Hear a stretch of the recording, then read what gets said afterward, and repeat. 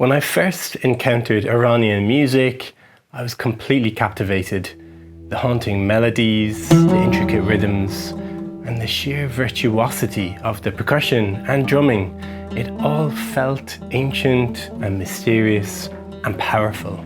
But the more that I listened, the more I realized how little I really knew and how difficult it was to learn more about this music.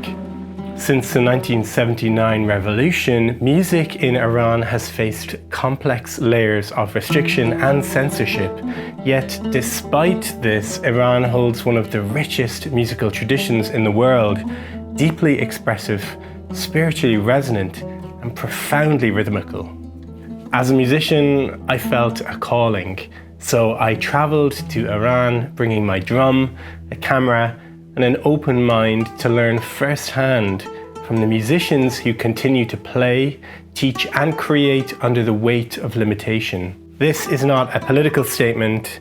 This is not a news report. This is simply my honest experience as a musician and as a guest, and I'll let you make of that what you will.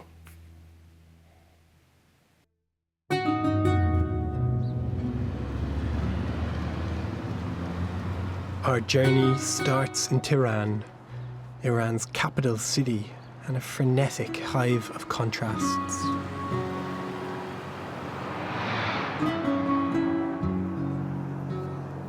Ancient monuments stand comfortably alongside the contemporary concrete of new Soviet-inspired structures. And it's all bound together by multiple-lane expressways.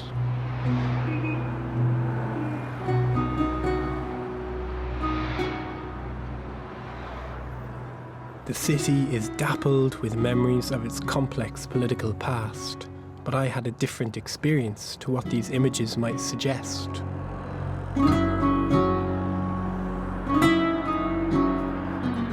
Tehran is warm and welcoming and filled with fascinating people to meet and places to see.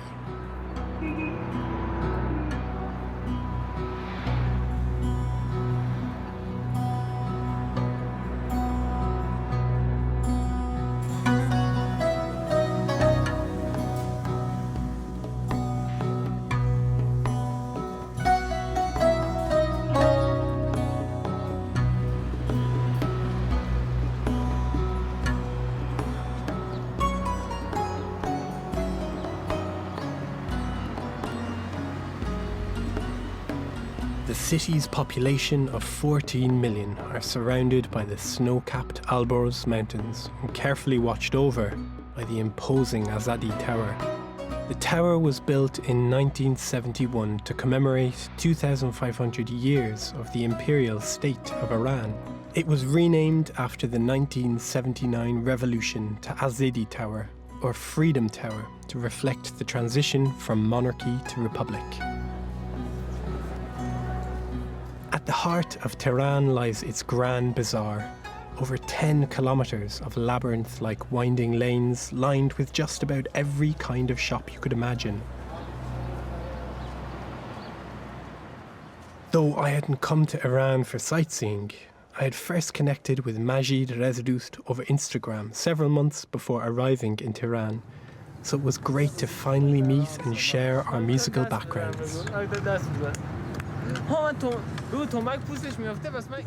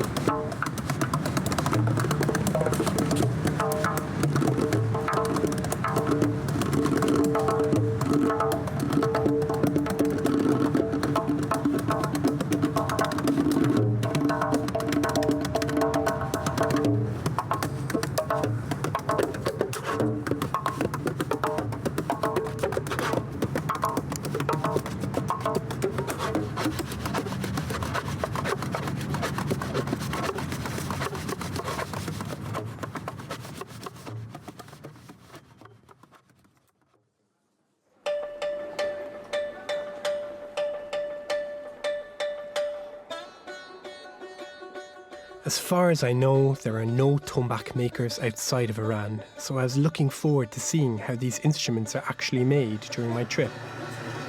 I visited Kevyan Teheri, who specialises in making bespoke tombaks for some of the finest players around. I was lucky to see him at work and ask him about the process of making these instruments. تقریباً پروسه ساخت ما از زمانی که این درخت بریده میشه و چوبش وارد کارگاه ما میشه حدود 3 سال طول میکشه. The tombak itself is made of a solid tree trunk.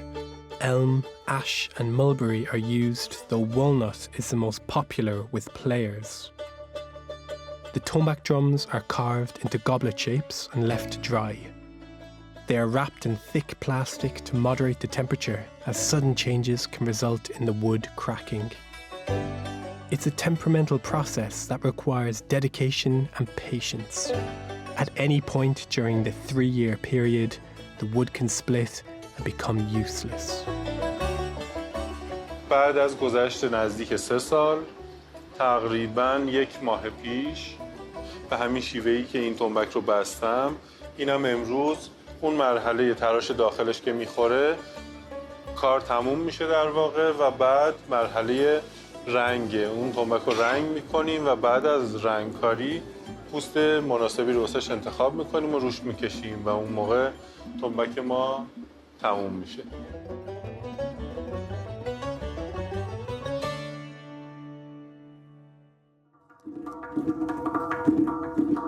Majid introduced me to Reza Khorsharedi, another well-known maker from Tehran who showed me the different types of skin used to finish off the tombak once the woodwork is complete.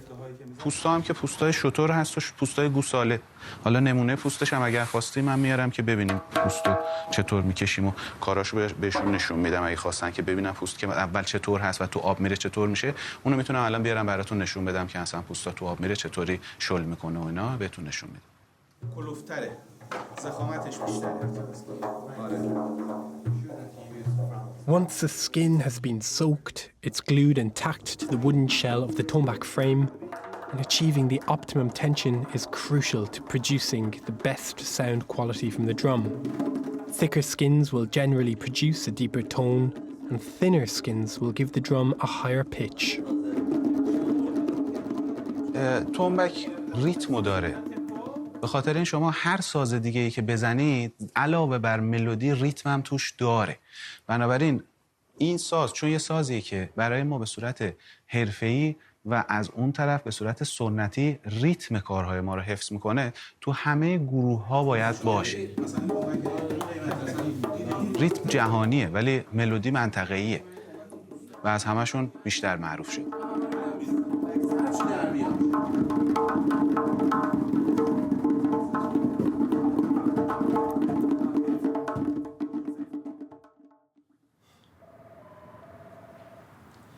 Hello! Hi. Hey, good to see you. Good to see you too. So the plan is to come to Iran and it will be really great to meet up. I wanted to say you that when you come, for sure I can help you if I can. I'm trying to do my best. I first got chatting to Mehan Fan, a tombak player from Tehran, on Instagram more than a year before my trip to Iran.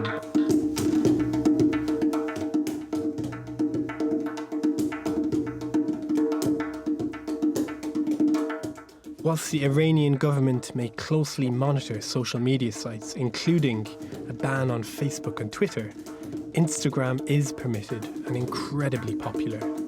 Nowadays, things are getting better. Internet speed and something like that, that we can communicate easier and easier.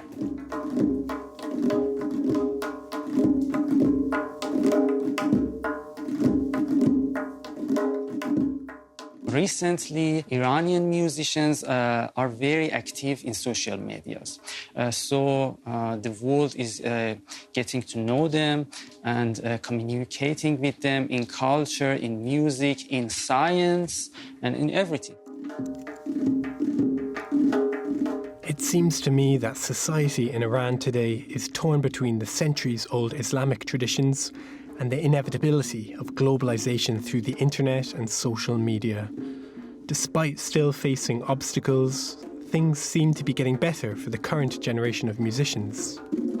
As I see now, people go to the foreign countries easier than it used to be. Social medias are getting more popular in Iran. They were popular, but in other things.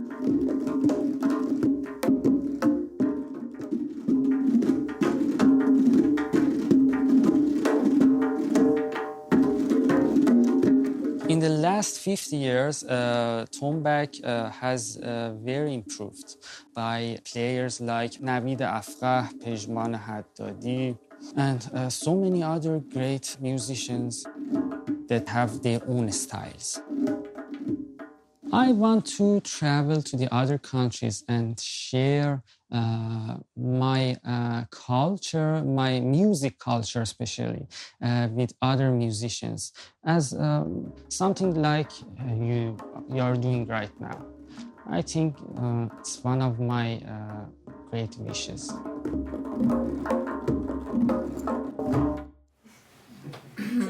Yeah.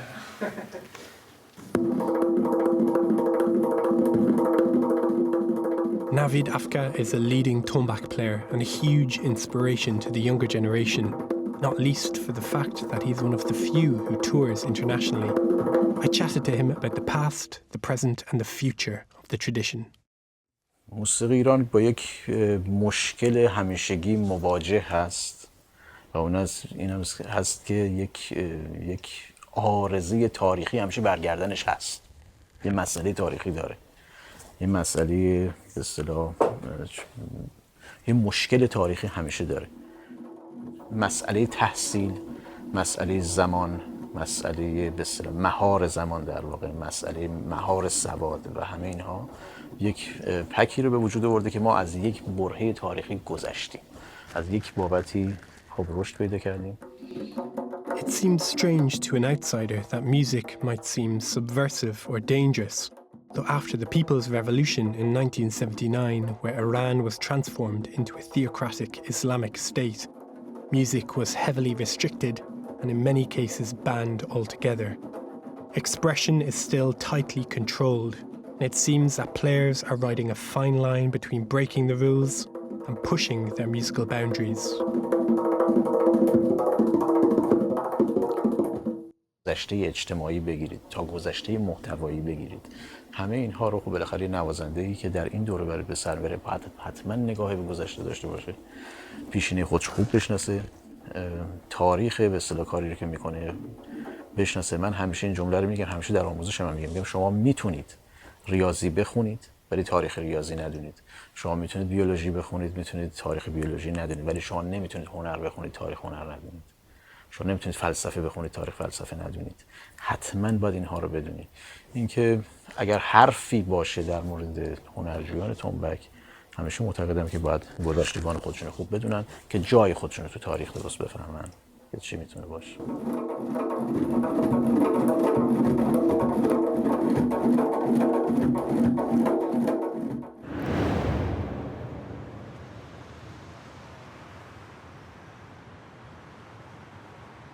I've been told that the historic city of Isfahan is the birthplace of Persian music, so I took a 5-hour bus journey from Tehran to see it for myself and meet Javad Ali Rezai, one of Iran's finest young tombak players.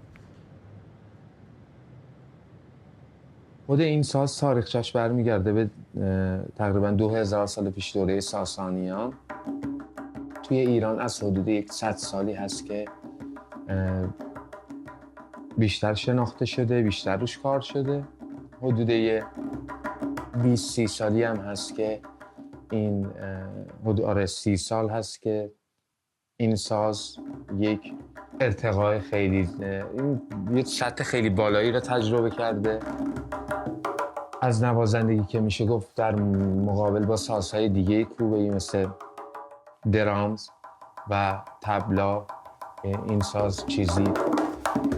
The drum got its name from the two main sounds it produces, ton and back.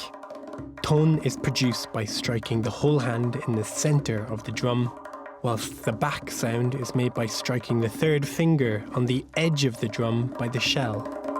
It goes without saying that players like Yazd are producing a whole new world of sounds and virtuoso techniques.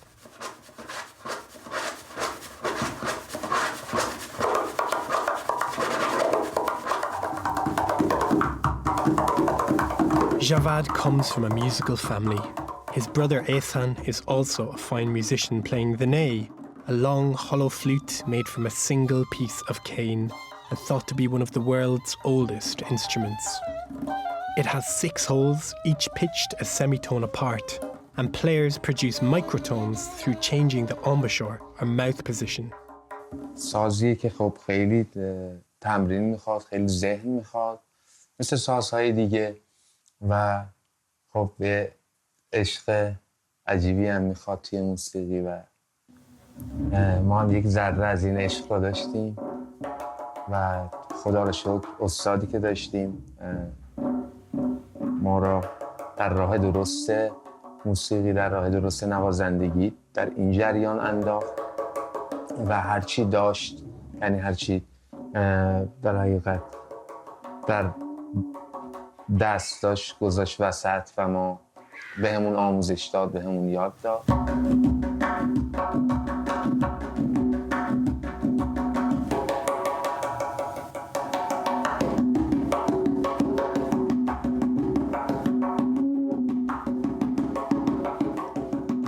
حدوداً یک نوازنده اگه اونجوری که ما دلمون میخواد، همه اون شرایطی که دوست داریم داشته باشه، استعداد خوب، انگیزه خوب برای تمرین، همه چیز مهیا باشه، حدود و تمرین خیلی زیاد داشته باشه، تمرینی که بیش از 4 ساعت 5 ساعت در روز بکنه، توی 4-5 سال نتیجه خوبی میگیره از تنبک نوازی. ولی این نتیجه خوب این نیست که بگیم دیگه تموم شده تنبک نوازی، نه، تازه شروع شده از اینجا.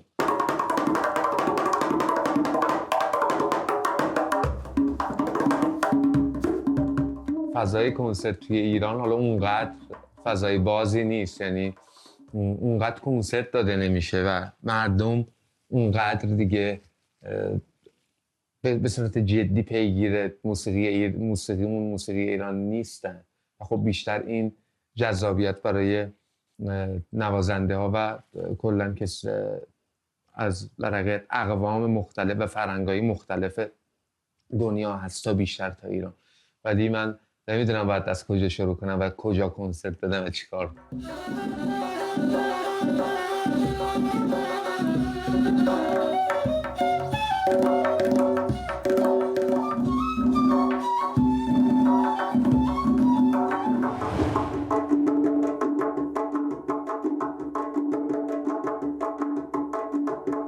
خب من توی اینستاگرام فیلمایی که میگذاشتم از خودم، یه به هر حال این سبک جدید تنبک نوازی که در موردش صحبت میکنیم هنوز در ایران با اینکه 30 سال ازش میگذره خیلی ها نشنیدنش. خب حالا از زمانی که فضای مجازی اومده و اینستاگرام و تلگرام اینها بیشتر دیده شده این سبک، ولی خب خیلی ها میدیدن و جذب این نوع از تنبک نوازی میشدن که من کلاسیک میتونم اجرا کنم، اما تنبک نوازی مدرن و در حقیقت پیشرفته تر و بروزتری رو میتونم ارائه کنم. جذب ساز من میشدن و به من پیغام میدادن شخصی که شما کجا درس میدین، ما میخوایم بیایم پیشتون، یا در مورد ساز ازم سوال میکردن و میخواستن ببینن که این چه سبکی از تنبک نوازیه. ما اونجا بیشتر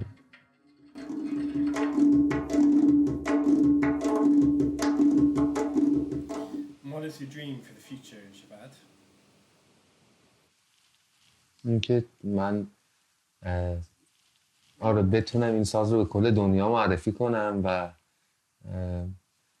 فرهنگ‌های دیگه ببینن که این ساز با ساختمان ساده چقدر پیچیدگی‌ها و تنوع‌های زیادی داره و فرهنگ تنبک نوازی ایران رو ببینن، بتونم به کل دنیا معرفیش کنم.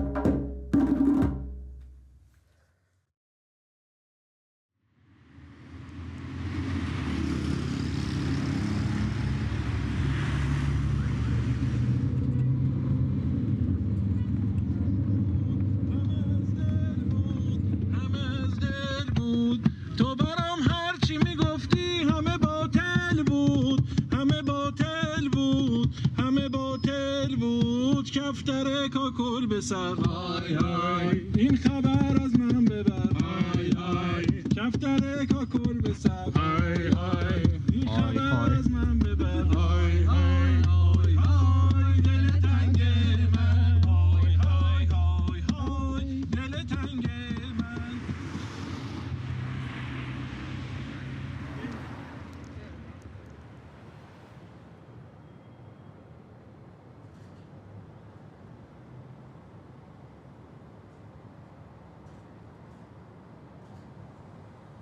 That evening we headed out to one of Isfahan's most iconic landmarks, the Seisopole Bridge. At 300 metres long and just over 400 years old, the bridge was named after its 33 arches, Seisopole being a direct translation. Whilst Iran's largest river, the Zyanda once ran beneath the bridge and through the centre of the city, climate change, droughts and wasteful irrigation practices have left the riverbed completely dry for the last 15 years.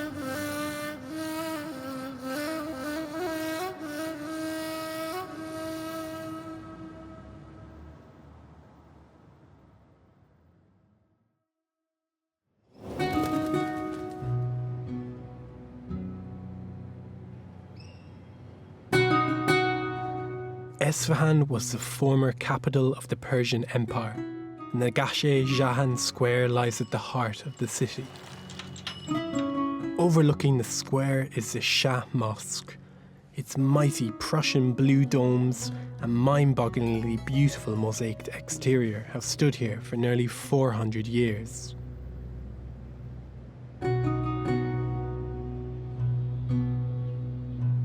The Gayashadieh Bazaar lines the central plaza and is very much a working market. Goods are traded like carpets, clothes, spices and ceramics.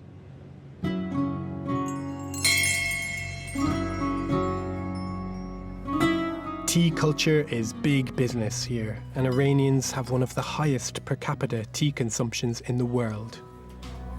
We stopped by one of Isfahan's most iconic tea houses, the Azedegan Cafe. It's tucked away through a tiny door at the back of an old junkyard and filled with an extraordinarily eclectic collection of objects and antiques.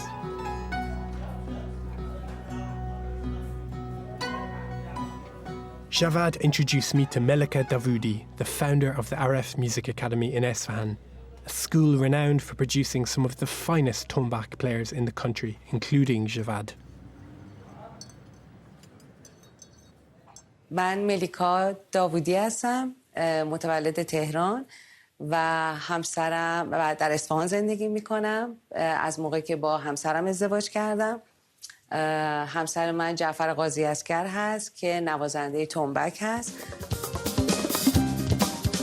و نوازندگی تنبک رو از 13 سالگی شروع کرده و تا الان که 33 سالش هست. 20 ساله که داره تنبک نوازی میکنه.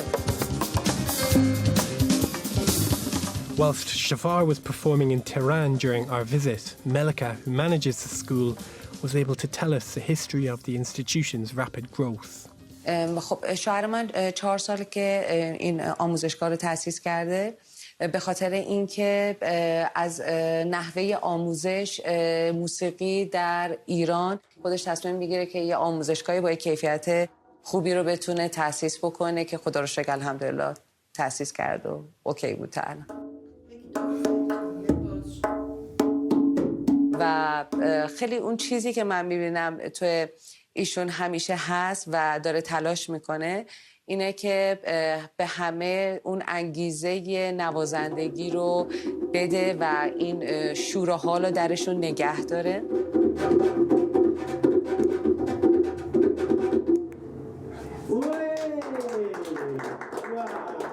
در حدی که الان هنرجوهای تنبک ما از 4 سال هستن به بالا.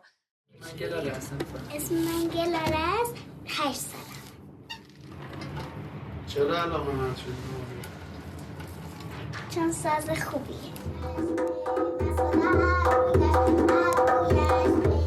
باهاش بخونه، تصنیف خوانی بکنه و یک نوازنده خوبی تو سن خودش باشه. و خیلی به بچه‌ها انگیزه میده از بابت اینکه میتونن توی جشنواره‌ها شرکت بکنن، بتونن جلوی چندین نفر بزنن، خجالت نکشن. تنبک بزن وقت مثلا دوست داری رهبر باشی یا دوست داری ساده تنبک بزنی؟ بلند. As a teacher myself, it's inspiring to see such a comprehensive and effective method of teaching at the Institute, which is clearly having a huge impact on the next generation of Tombach players. تنبک گردو هست، توت هست، زبان گنجشک هست، ما سایزای متوسط، بزرگ، کوچیک داریم.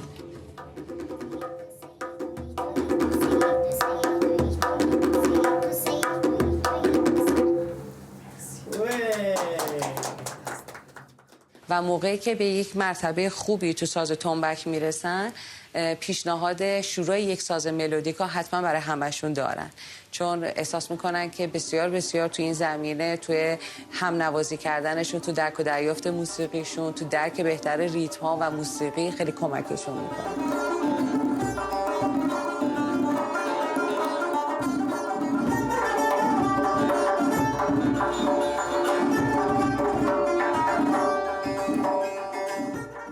به خاطر اینکه اصلا سن برای ما مهم نیست، اون چیزی که برای ما مهمه کیفیته. حتی منصور که 10 سالش هست بعضی وقتا که آقای قاضی اسکر نمیاد جای آقای قاضی اسکر درس میده.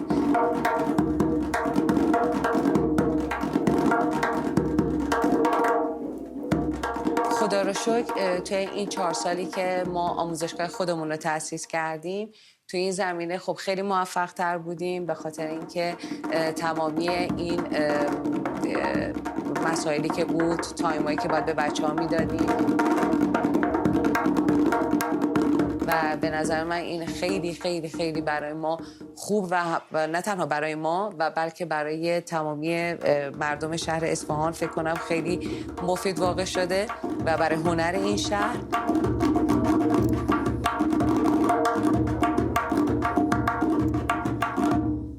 و به خاطر همین هست و منصور که شما امروز دیدینش تو 3 تا جشنواره نفر اول ایران شده.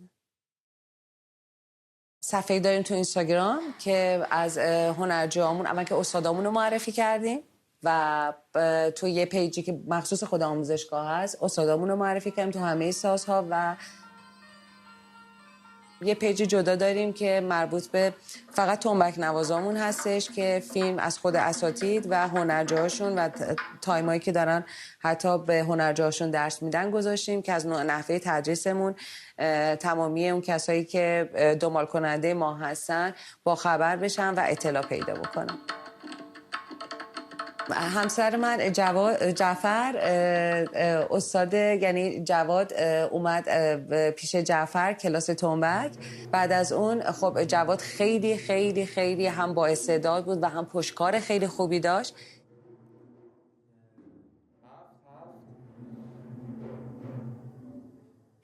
جواد به من میگه مادر و من اینو مثل پسرم خیلی دوستش دارم.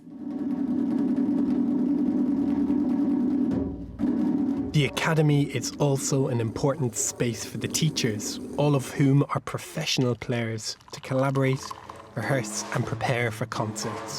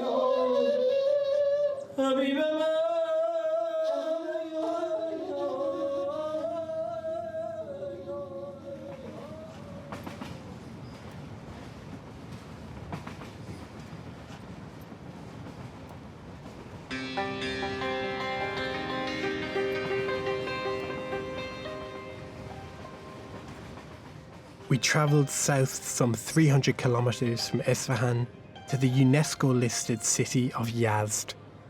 It's positioned between Iran's two great deserts, the Dasht-e-Kavir to its north and the Dasht-e-Lut due south, and is thought to have been a stop-off city on the ancient silk and spice routes from the Far East. Yazd feels like a city from another time. Its winding streets, unmodernised yellow mud brick architecture and laid-back mid-century charm are a stark contrast to anywhere else we have seen in Iran. I've come to Yazd as it's considered to be the home place of Zurkana, a traditional practice of fitness training that dates back to Iran's pre-Islamic era and is accompanied by drumming. The all-male participants are expected to display integrity and good moral duty, in addition to the strenuous routine of activities using giant, weighted wooden clubs. The translation of Zurkana is House of Strength, and it's thought that the Tombach derived from the zarb drum that is used to accompany the participants. It's a similar shape to the Tombach, but bigger and made with a ceramic shell. It is also heavier and tuned to a higher pitch too, so it can project over the chants and cheers of the participants, whilst luring them into a trance-like state of concentration.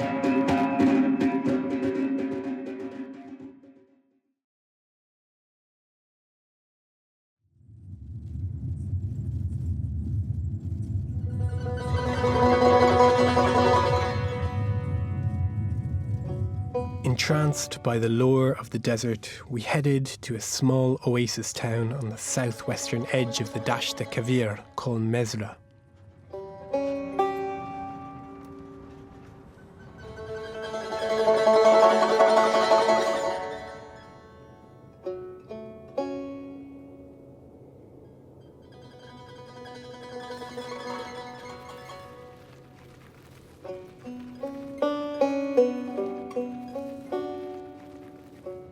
Not quite knowing what to expect, we were delighted to find hundreds of kilometres of undulating desert to contemplate the region's fascinating geological history.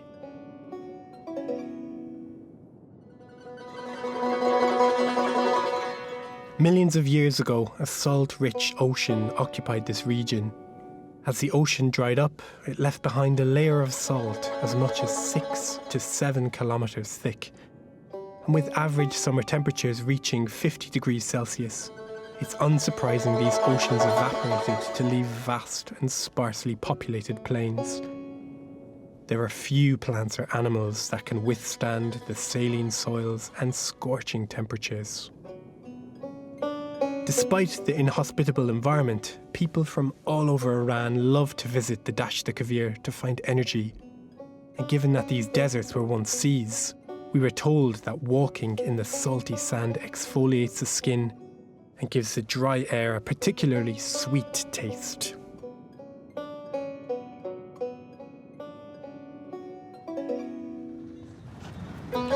Nowadays, tourism is having an increasing effect on this tranquility, with high-chassised 4x4s racing across the dunes, providing transport for intrepid travellers intoxicated by those evocative curves of the rolling sand dunes. Tourism and travel to the region is mainly during the winter months to avoid the extreme heat, though whilst daytime temperatures are pleasant, they drop well below freezing at night.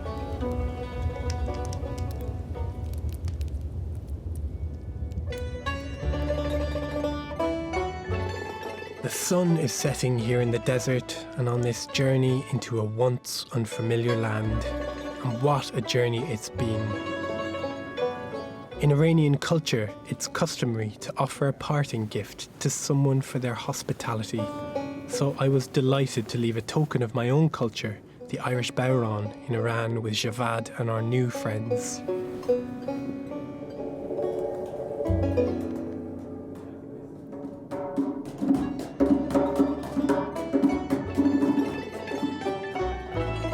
Iran is a country of ancient tradition and exciting cultural treasures, and much more than what we see and read about in the press and online. It's a warm and welcoming country whose youthful population look ahead with hope for a future of possibilities. The tradition of Tombach playing is in excellent hands, and as for the next generation of musicians drumming new life into this really ancient tradition, this is their time to be heard.